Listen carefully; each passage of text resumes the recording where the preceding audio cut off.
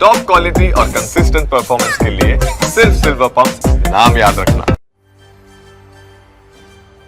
अब समझना ये जरूरी है कि all India Muslim personal law board इस बिल का इतना विरोध क्यों कर रहा है और सरकार इस पर क्या कह रही है। All India Muslim personal law board का कहना है कि इस बिल से वक्फ बोर्डों पर सरकार का नियंत्रण बढ़ जाएगा। सरकार का तर्क है कि बेहतर प्रबंधन और पारदर्शिता लाना ही उसका मकसद है।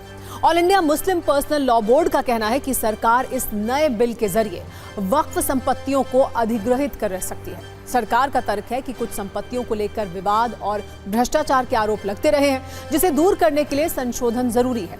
All India Muslim personal law board का यह भी आरोप है कि यह विधेयक धार्मिक संस्थाओं पर सरकारी नियंत्रण की कोशिश है।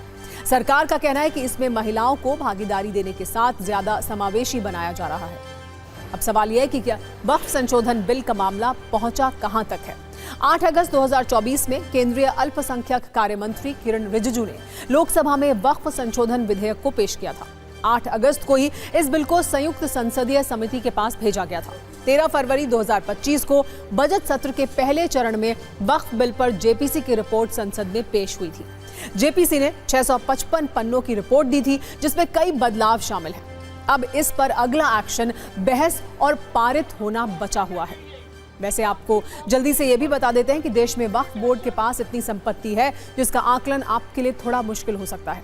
भारत में वक्फ बोर्ड के पास सेना और रेलवे के बाद सबसे ज्यादा संपत्ति और जमीन है।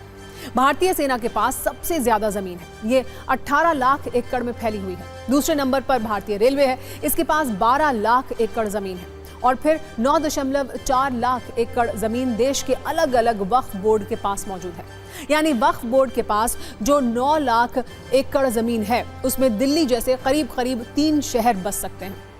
भारत में वक्फ बोर्ड के पास असीमित अधिकार है, जो सऊदी अरब और दूसरे इस्लामिक देशों में भी नहीं है। भारत में हिंदुओं के ट्रस्ट, मठ, अखाड़े और सोसाइटी पर अनेक कानूनों के साथ जिला प्रशासन का प्रशासनिक नियंत्रण रहता है, लेकिन वक्फ बोर्ड के मामले में ऐसा नहीं है। और अब सरकार जब पंजा कस रही है तो इस पर काबिज लोगों का दर्द बढ़ रहा है। वैसे इन सब के बीच सूत्रों से खबर यह है कि सरकार ईद के बाद वक्फ संशोधन विधेयक को पास कराने की कोशिश कर सकती है। अभी रमजान का पवित्र महीना चल रहा है, लिहाजा रमजान का महीना बीतने और ईद के बाद इस बिल को संसद में चर्चा के लिए लाया जाएगा।